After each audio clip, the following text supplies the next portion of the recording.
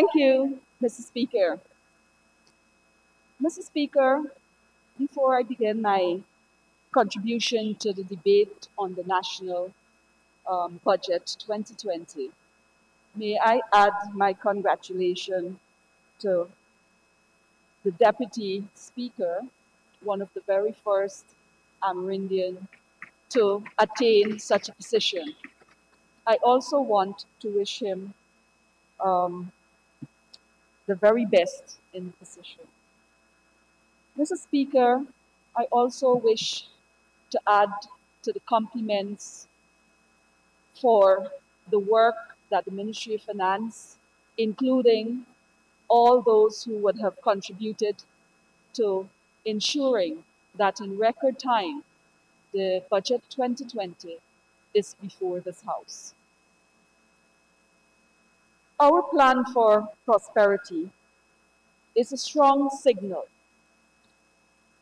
which expresses the commitment of the PPP civic government to ensure that Guyana is once more a prosperous nation. This, Mr. Speaker, is attainable.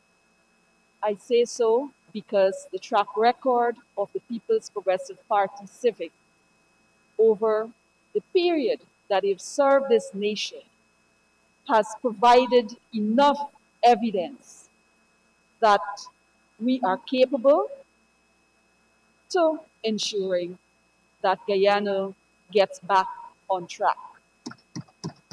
Mr. Speaker, I say so because recalling when we were not in government on two occasions, for example, in 1992, we found Guyana's treasury empty.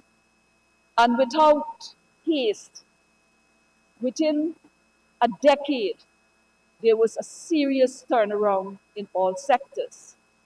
And since then, Guyana has become a very progressive country. And in fact, I recall that even in 2013, when many countries were facing economic and financial crises, Guyana's head was above water.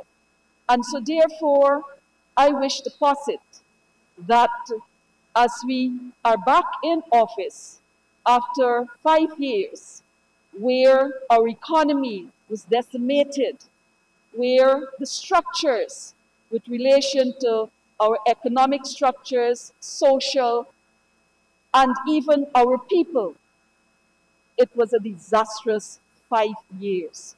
And I can commit to this nation that the People's Progressive Party Civic will once more ensure that our people are taken out of such distress. And we've seen it happening already. Even before we can place a budget in this House, the hope of Guyanese people began to rise.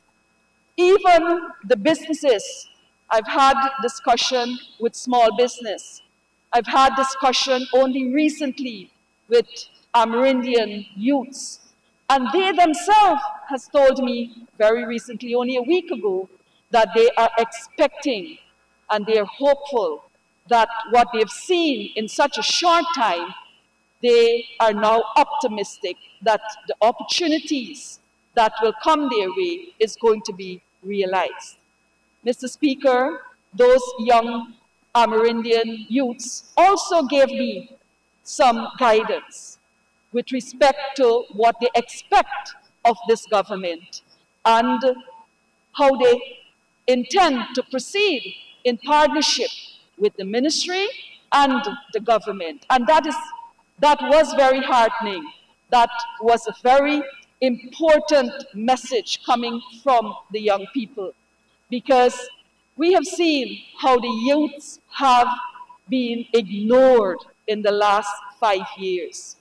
I myself, not very young, but energetic still, I have seen the disappointment in the youths. You look around at the leadership level in the parliament in the last 5 years, it was only on our side. And I always point out to the Member of Parliament from Linden, you're the only standing youth in that period. Mr. Speaker, the youths were disappointed.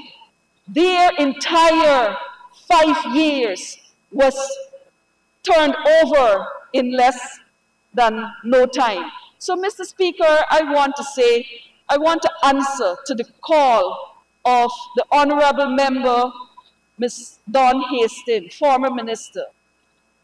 She called for inclusiveness. She called for this government not to practice discrimination. I want to assure the Honorable Member that the PPP civic government is the one that have built social cohesion in this country. It is the People's Progressive Party civic that have ensured that harmony lasted for a while until the APNU took over in 2015.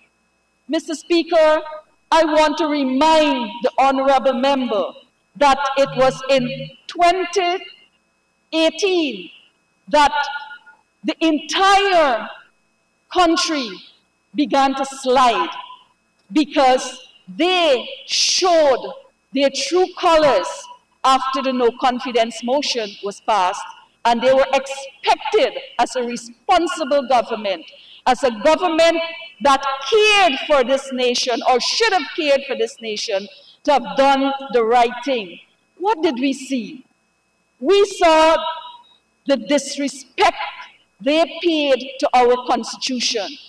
We saw the disrespect and the disregard to the rule of law.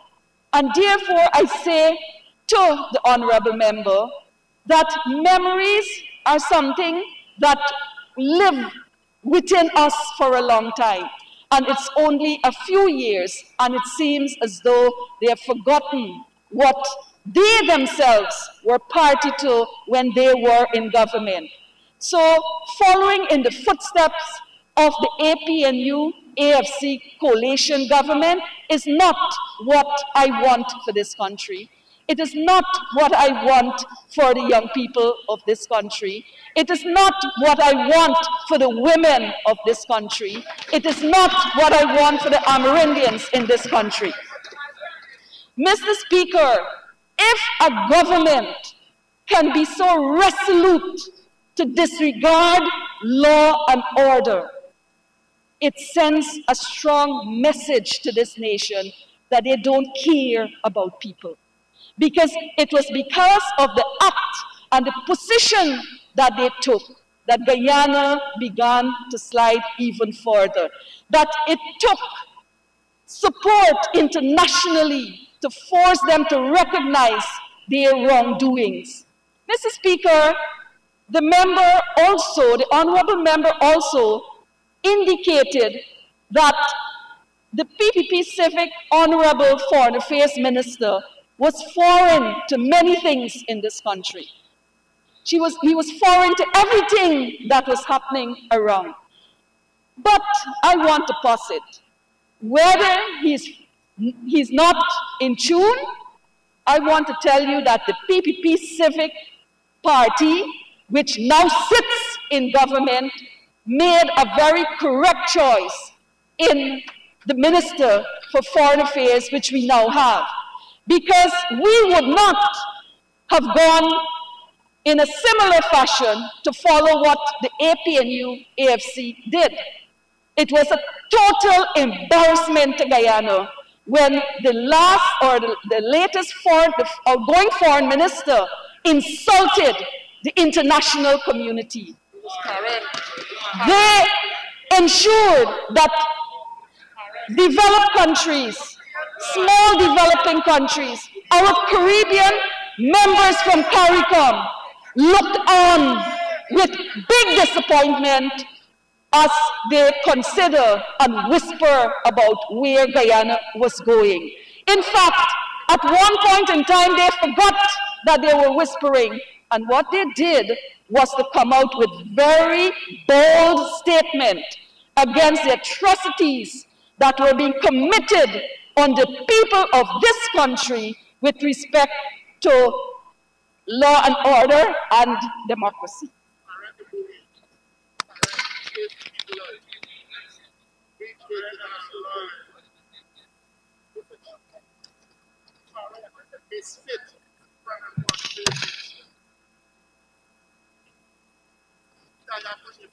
Mr. Speaker, I have a long list of responses, but I want to skip out of responding to them, and if I have time in my last 5 minutes, I will get back to the responses.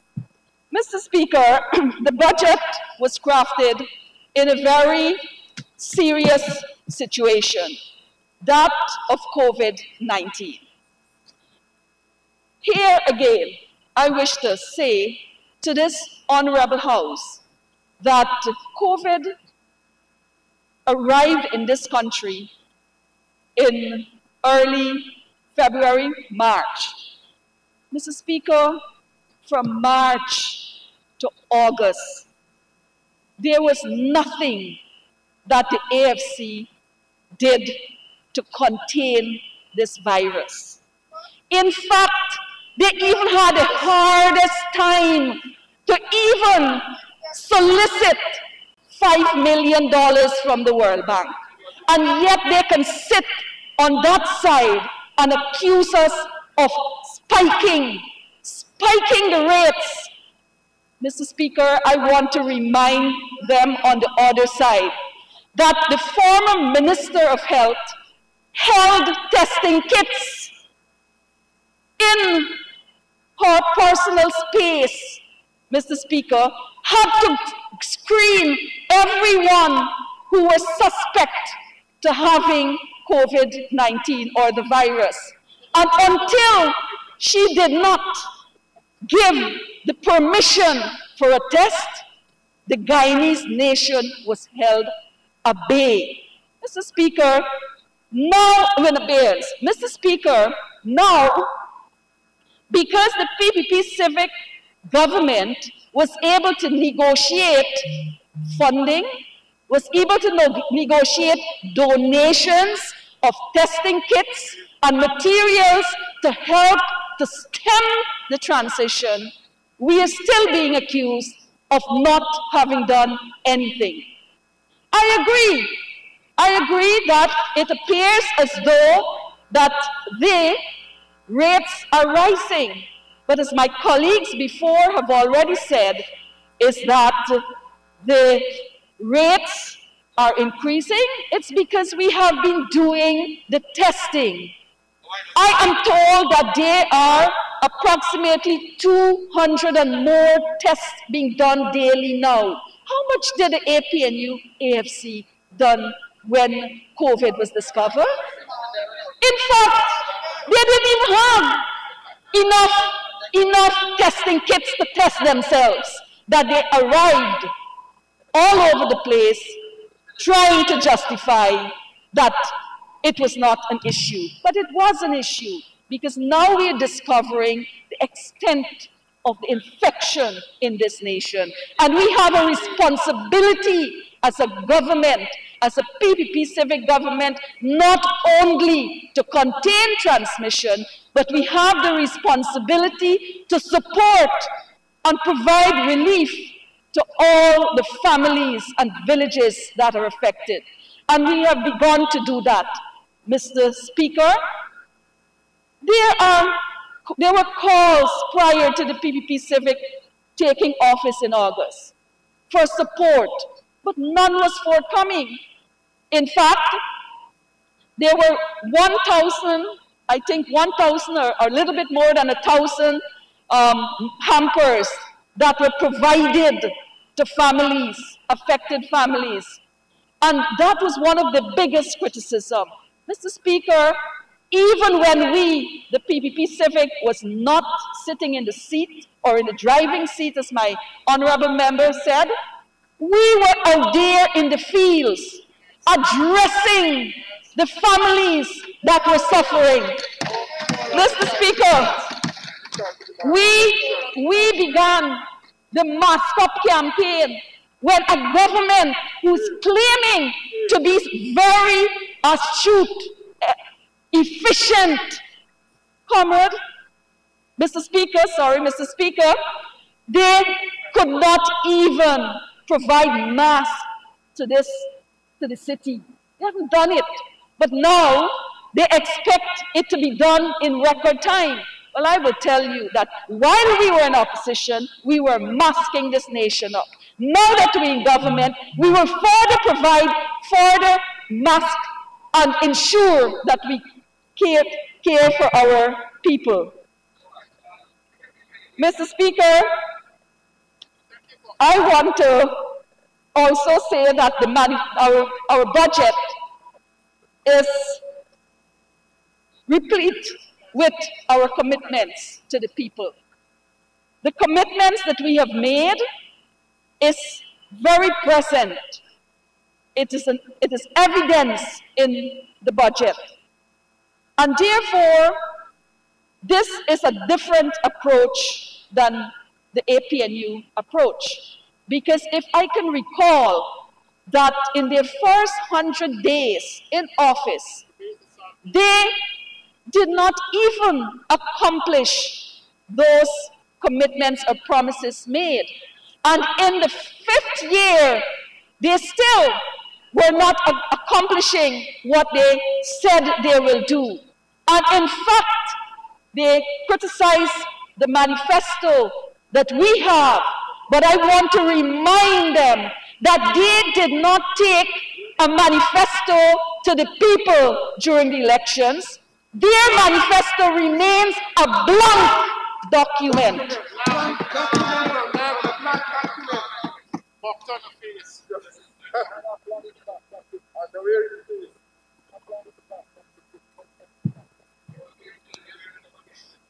So, Mr. Speaker, I will not compare the PPP Civic, or neither would I wish to take the guidance, or wish that our leaders take the guidance that we should copy or follow what APNU AFC has done. Because I can tell you that all the projects that they are claiming credit for were projects initiated by the PPP Civic government, including securing and committing funds to those projects. And I can tell them now that many of the projects that they took over that were in progress, it took them 5 years to even reach a 50 to 70% completion. And I can reel it out on my hands. The East Coast Road, the PPP project that took them 5 years and still have not completed it. The airport, PPP project, money is committed, they have not rolled it out. West Dam Road, the PPP project, committed, money is committed. And therefore, there are still complaints on the road. Mr. Speaker, the failure to complete ongoing projects where there was no need for looking or sourcing financing for those projects, which would have taken away some of the time and give you an excuse, but there's no excuse for not completing those projects. Mr. Speaker, looking at the indigenous development. Mr. Speaker, I want to posit here today that the Amerindian Act of 2006 does not limit Amerindians, indigenous, to say what they want to call themselves by. You can call yourself Amerindians, you can call yourself indigenous, you can call yourself First People, you can call yourself Aboriginals, you can even call yourself by the nation that you come from. And that you must know, because it seems as though You are fighting over terminology instead of representing the people and fighting to eradicate the challenges faced by Amerindians, or as you would want to say, indigenous. I have no problem with that. It is used interchangeably. So don't make a petty matter a national matter.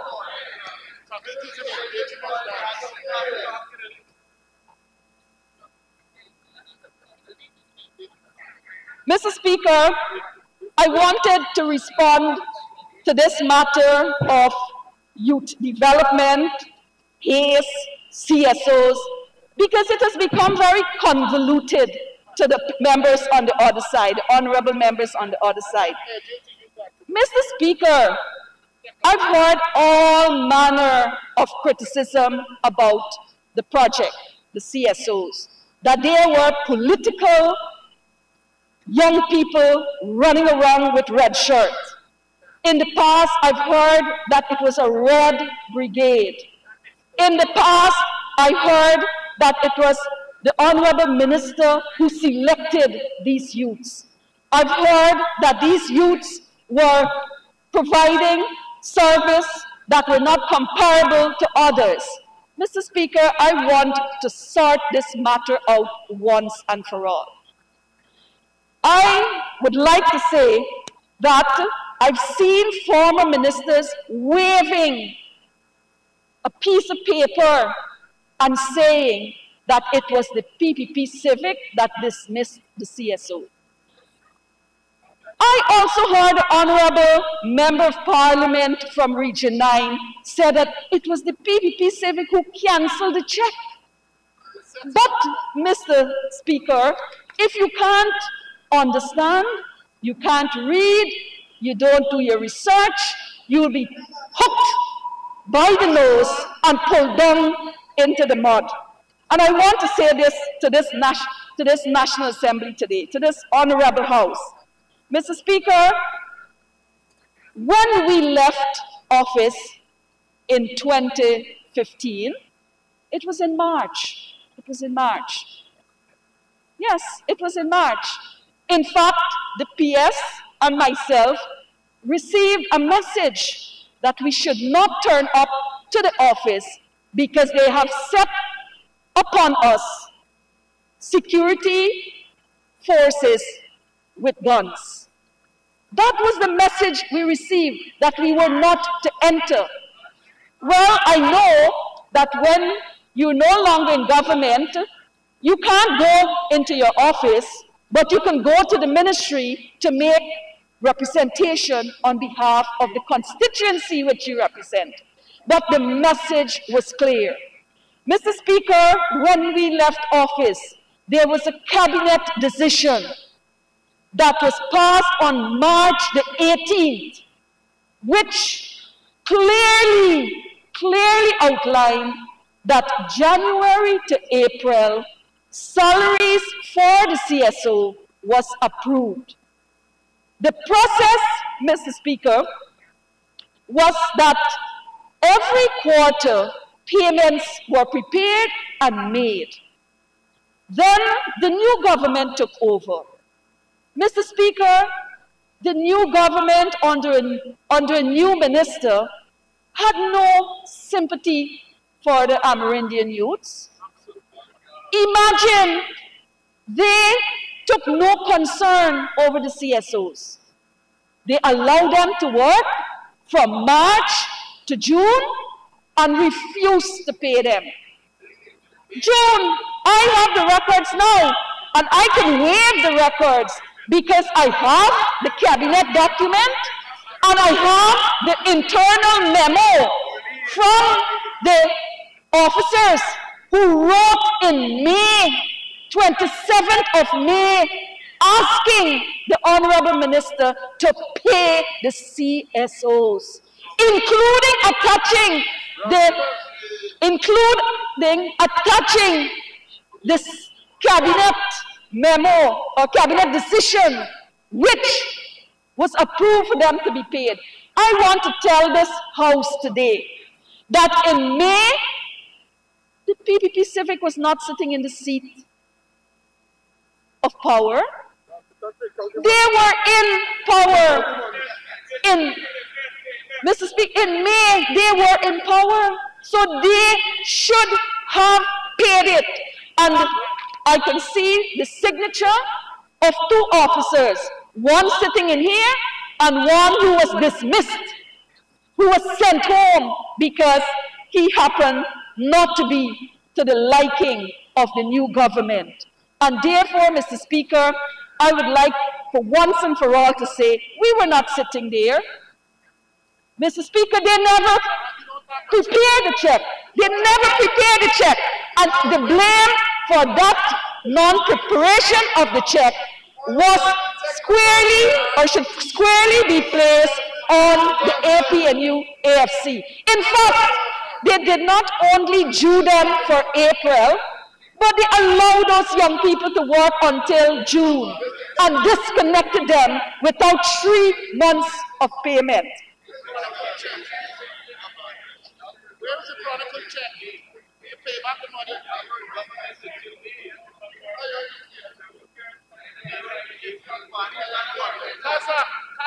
Mr. Speaker, I want to say to this National House that Budget 2020 is going to provide for the reinstatement of the CSOs. And in the initial phase of this program, in the remaining quarter of the year, we will ensure that a minimum of 40 communities get on board in this very initial stage. Realistically, this is what can be accomplished. And therefore, the budget provides in excess of $68.4 million to allow this to happen. This means that $68.4 million will be circulating in the pockets and in the village that so badly needs an injection of cash. Mr. Speaker, school uniform assistance. This is something, if a government can take away support from students, it's a government that has proven that they are anti-students or they are against supporting students. Mr. Speaker, every year for the last 5 years, the APNU AFC government received a budget of $89.4 million for school uniform. And this should be investigated because I have asked the office to provide me with the numbers so that I will be able to represent clearly how the APNU AFC cheated the children of the hinterland. Mr. Speaker, in 2017, $89.4 million was budgeted. Do you know how much that the APNU government was able to expend? $39 million. Imagine, you can't even procure, you can't even get an early award, and you can't even distribute uniform in the year that you are provided with a provision to do so. Is that efficiency? Is that doing the right thing? I said no, it's total failure. Total failure to just buy and procure uniform following the correct process, and you still can't get it done within the year. In 2018, Mr. Speaker, they got the same amount. And guess how much they were able to expend? They only used $14.92 million. Not spend out everything. You wouldn't like me to expose you. Mr. Speaker, $14.9 million was spent. Mr. Speaker, in 2019, they received the same amount. Do you know how much they spent? $3.789 million. A government, a ministry with two ministers who claim to love Amerindians, who claim to want to support their development, who claim to want to ensure that they benefit from the natural resource and the financial resource and everything from this country, and there you're sitting on your chairs and not even worrying whether the children were being provided with school uniforms. Mr. Speaker. Honorable Minister, you've spent all of your time. You will need an extension to continue and conclude. Thank you, Mr. Speaker. I'd like to ask that my honorable colleague is able to be given 5 minutes more to conclude our presentation. Thank you, Honorable Minister. Thank you, Mr. Honorable Speaker. Minister, you may continue. Mr. Speaker, we've heard a lot about ICT, but I want to say that the budget provides for us to reinstate the correct concept to this program.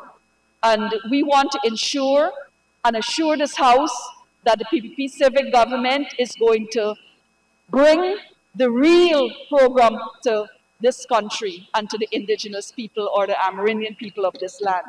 Mr. Speaker, currently we are in a pandemic. Many of the lofty facts or lofty untruths that we've heard in this House about the ICT, it's not working. My colleague has a lot of issues with trying to get teaching material to the hinterland through the internet by the use of the Wi-Fi that you put in.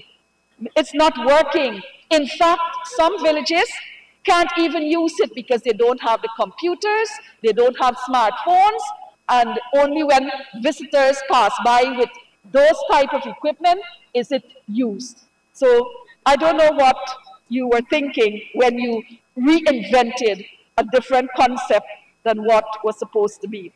In the budget, Mr. Speaker, we will be providing additional support to ensure that the hubs that were supposed to facilitate the equipment, the computers, etc., will be furnished and refurbished because many of them have been abandoned and used for different purposes.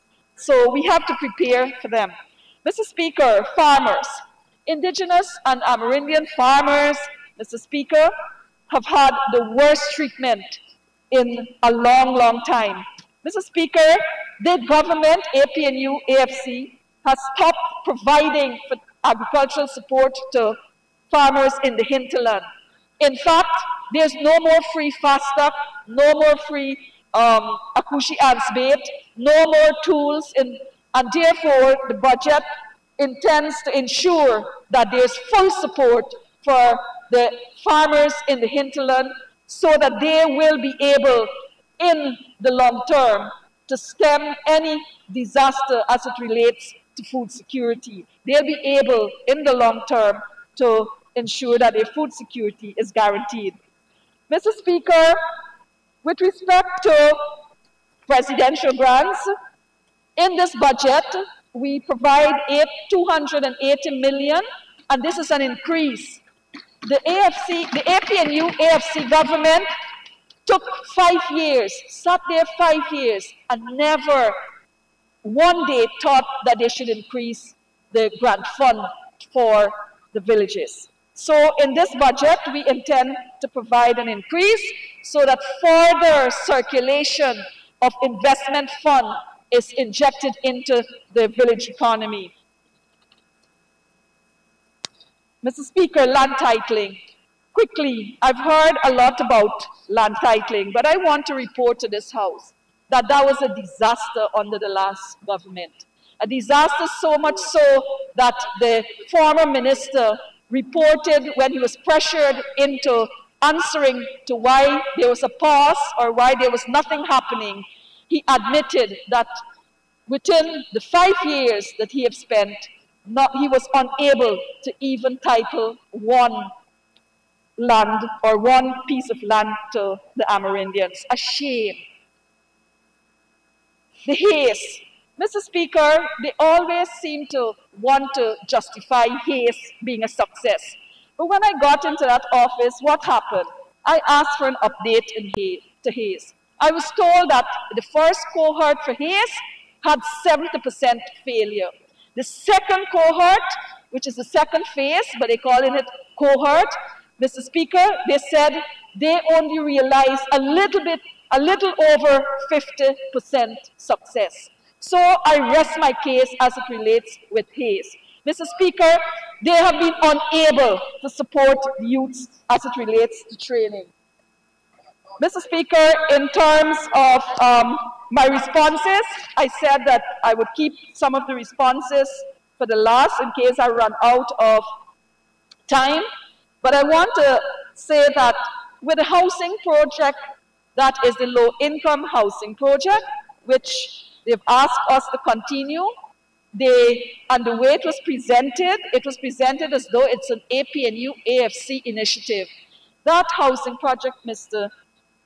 Speaker, began under the PPP civic government.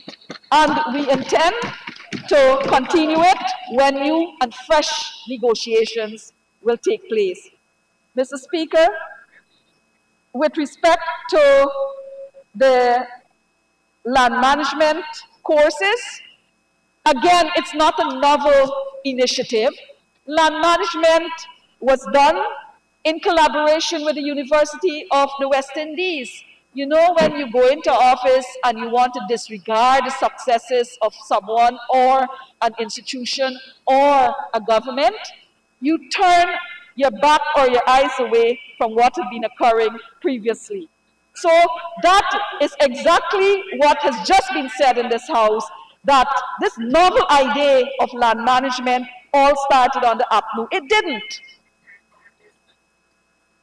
Mr. Speaker, with respect to the Green State, Mr. Speaker, has never been a document Honourable Member, that has been I'm afraid formalized. you have to wind down. In fact, there is nothing such as a green state. What we have seen over the past 5 years is the greening of buildings. Everywhere you go, they have used up the green state money to green the buildings. Mr. Speaker, I thank you. And I ask that this budget be provided with the full support of this House. Thank you, Honourable Minister. Thank